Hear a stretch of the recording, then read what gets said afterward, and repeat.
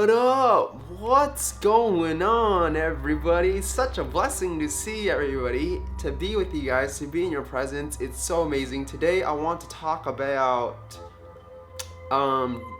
anxiety in social situations.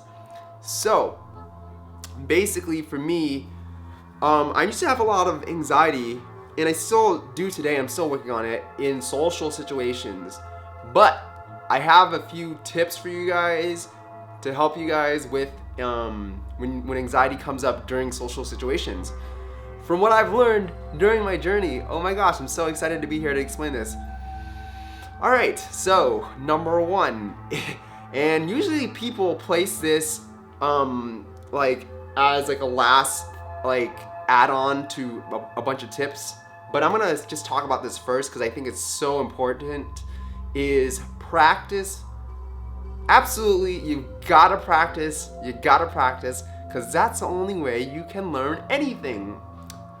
Repetition over and over every single day for as long as you can, so that you get down the skill, that you learn so much, and that you can finally learn to be adept at whatever you're trying to do. And that's what I talk about on my mastery video, if you guys check that out in a couple videos ago.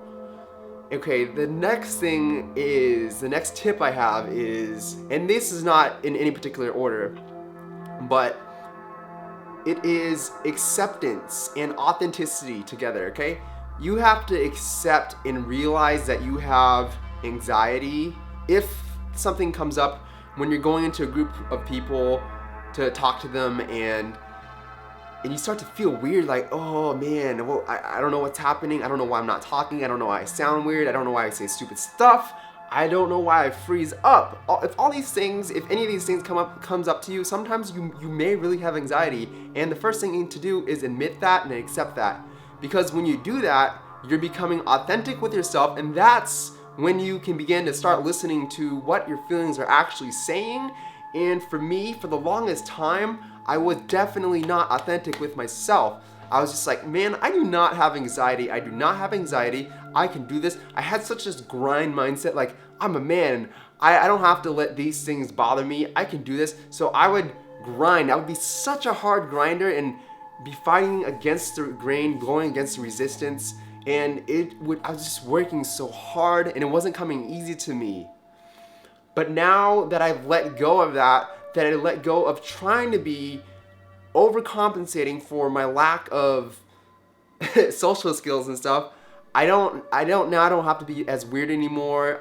But not being, I guess awkward would be a better word instead of weird, because weird is cool. I think weird is cool. Like Ross Smart always says, own your weirdness. So definitely weird is cool. But aside from that, now that you admit that, okay, you have anxiety and you're authentic to your anxiety and your feeling, you're like, oh, okay, whoa. There's a realization, a relief. You don't have to try anymore. You can just be yourself. And that's just so awesome in itself, is just to realize that you can just be yourself. You don't have to put on this image and be someone that you're not. You don't have to be fake. You don't have to pretend that you're the best. It's because it's completely fine exactly who you are. And you're totally accepting yourself for that. And because of that, it's just a huge relief off your shoulders, and you can go into conversations much easier and just have so much more fun. All right?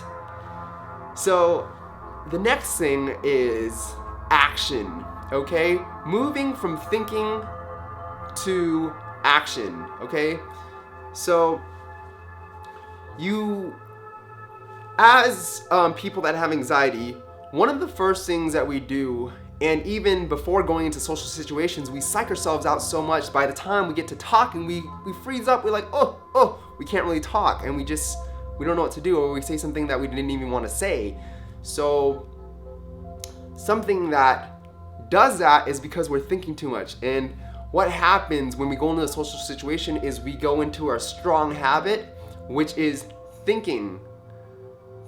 So you go into what you're comfortable with, which is thinking. So like your mouth tightens up or your throat tightens up or something, and then you just start to think and think. And when you think, you're not talking. So then you're thinking.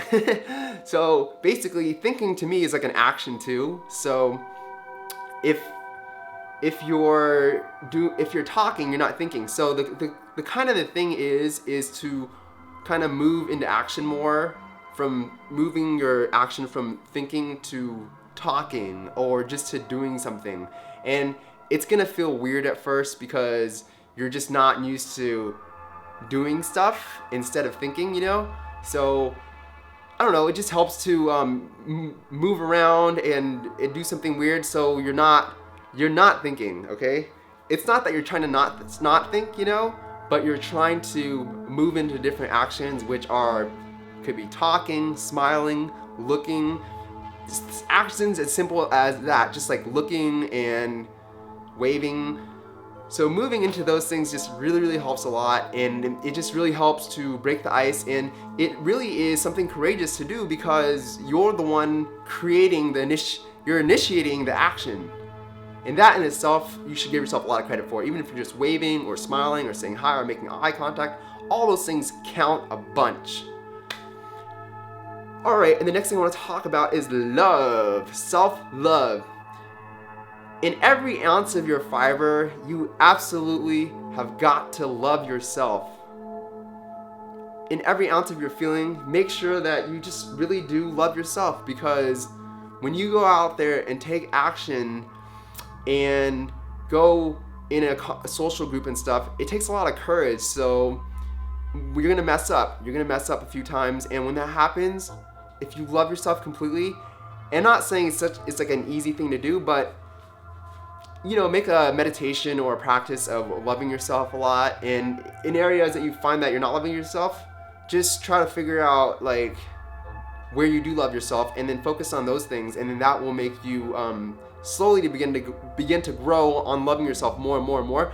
And then when you go out there in social situations, you won't be beating yourself up because, hey, I messed up, but it's okay. I love that I messed up, and it's great that I messed up because I learned from it, and also I am having fun. I am going out there trying new things. All right, that is so amazing. And then the last thing I wanted to talk about is the truth. So when you are being authentic with yourself and the anxiety comes up, try to listen to the anxiety and what the anxiety is saying. So if you listen carefully, the anxiety will express itself in some way, like, and then try to translate that into some kind of words. So, okay, if your anxiety could be saying like, and it could be in a certain particular place, like try to scan your body, like is it in your stomach, is it in your neck, is it in your head, is it in your arm or something? Or it just could be a general feeling. So anyways, your anxiety could be saying, oh, I'm not worthy, I'm not worthy. But is that really true? So try to figure out the truth of that. Is that really true? No, it's not true, because in specific areas of your life, you're very good at stuff, and you are worthy, and you're just amazing at certain things. So the truth is that anxiety speaking to you saying I am not worthy is absolutely not true. And and then like once you realize that, it'll begin to fall away. Your anxiety will slowly begin to fall away, or maybe quickly. And then you can start having new programs or scripts in your head or your body or whatever, and just be saying like, oh, I am extremely worthy. And the more you practice all of this that I'm saying, the more it will come out smoothly and easier and everything. There you have it, you guys. Thank you guys so much for listening to me. Hey, write down some questions that you guys have for me, because I really want to build up this channel more and have a bigger community and just get into this a lot more, basically. Amazing. Thank you guys so much for joining me today. It is so amazing. Thank you very much. I will see you guys soon. Bye-bye.